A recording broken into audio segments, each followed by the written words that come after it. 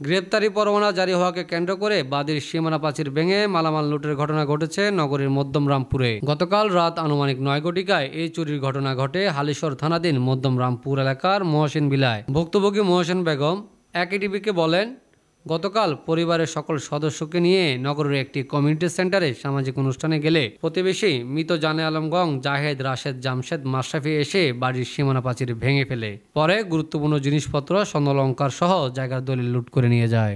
স্থানীয় সূত্রে আরও জানা যায়, দীর্ঘদিন মহসিন বেগমের সাথে জানে আলম গংদের জায়গা সম্পত্তি নিয়ে চট্টগ্রাম আদালতে একাধিক মামলা চলমান রয়েছে। গতকাল হালিশহর থানার একটি মামলায় জানে আলম গংদের বিরুদ্ধে গ্রেপ্তারি পরোয়ানা জারি হলে জাহেদ, রাশেদ, জামশেদ, মাশরাফি সহ আরও অজ্ঞাতরা এসে মহসিন বেগমের সীমানা প্রাচীর ভেঙে ফেলে।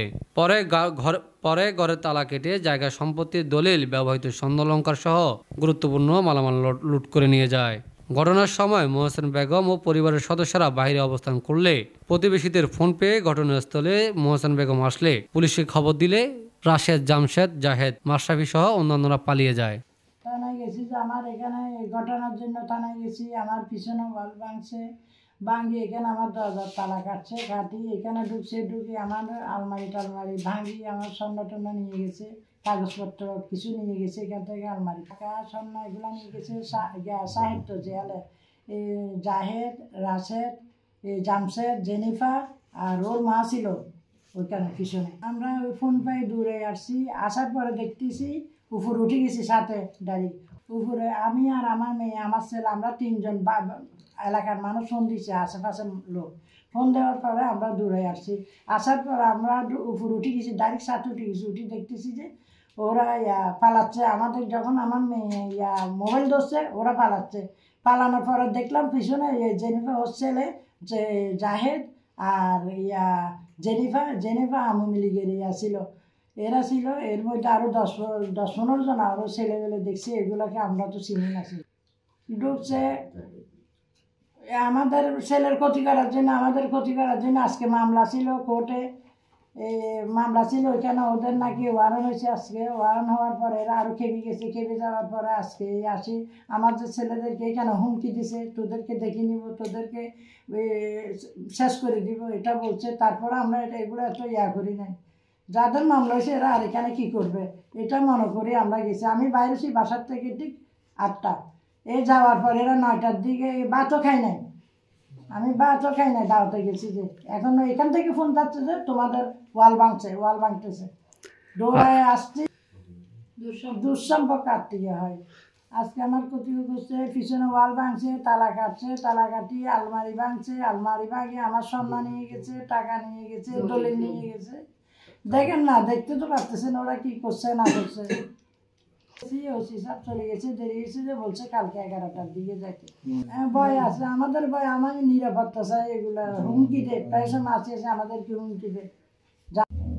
আমাদের এখানে আসলে ওই জায়গাটা নিয়ে আমাদের অনেকদিন ধরে ওরা করছিল, ওটা আমরা করতে গিয়ে রায় পাইছি।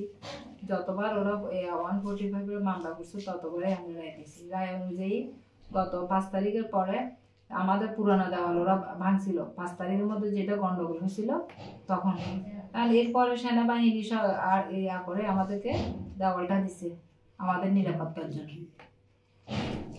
এরপরে এখন ওরা কি করছে, আজকে আমাদের একটা জিয়ারতের দাওয়াত ছিল, আমাদের এই ফুফার একটা বাড়া গেছে ওইখানে, না ইয়ার মধ্যে সাগরিকার মধ্যে, আমরা ওইখানে সবাই ওইখানে গেছি। ওদের মধ্যে ওরা 4 ভাই 1 বোন, ওই জামশেদ, রাশেদ, শাহেদ, জাহেদ আর জেনিফার। এখন ওরা 4 জনের মধ্যে একজন গত সপ্তাহের মধ্যে জেলের মধ্যে, ওরা 3 জন আজকে, আর 3 জনের নাম আজকে ওয়ারেন্ট হয়েছে।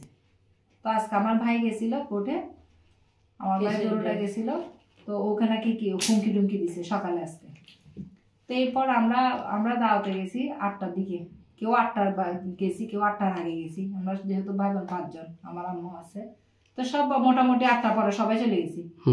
যাওয়ার পর ঠিক 9টার পরে মানে এখান থেকে আমাদেরকে ফোন করতেছে যে মানে আমাদের দেওয়াল ভাঙা হচ্ছে, দেওয়াল ভেঙে আমাদের বাসার মধ্যে আমাদের ঢুকতেছে ওরা। কারণ আশেপাশে সবাই তো দেখতেছে, 7 থেকে আমাদের পেছনের 7 থেকে দেখতেছে ওরা। ওইখানে জেনিফা ছিল, তারপরে জাহেদ, জামশেদ, রাশেদ, এবং ওরা আরো কয়েকটা আরো অনেকজন ছেলে ছিল, ওরা অনেক নাকি বড় বড় অস্ত্র টস্ত্র সহ ছিল, দেওয়াল ভাঙতে যেহেতু অনেক ইয়া লাগবে। তো আসলে ওরা আমার ভাইদেরকে তো ওদের সাথে তো আমাদের ঝামেলা হচ্ছে জায়গা নিয়ে। হ্যাঁ, ওরা জায়গা নিয়ে ওটা দেওয়াল ভাঙার পরে যখন আমরা কেউ নাই, ওরা ঢুকার পরে ওরা আমাদের আলমারি থেকে সবাই তো ওইরকম মানে কিছু পেলে কি ওরা হাতছাড়া করবে? ওরা আমাদের আলমারি থেকে স্বর্ণ, তারপরে টাকা পয়সা কিছু দলিল উদ্দেশ্য নিয়ে আমাদের KM Rubel, AKTV news, Chittagong.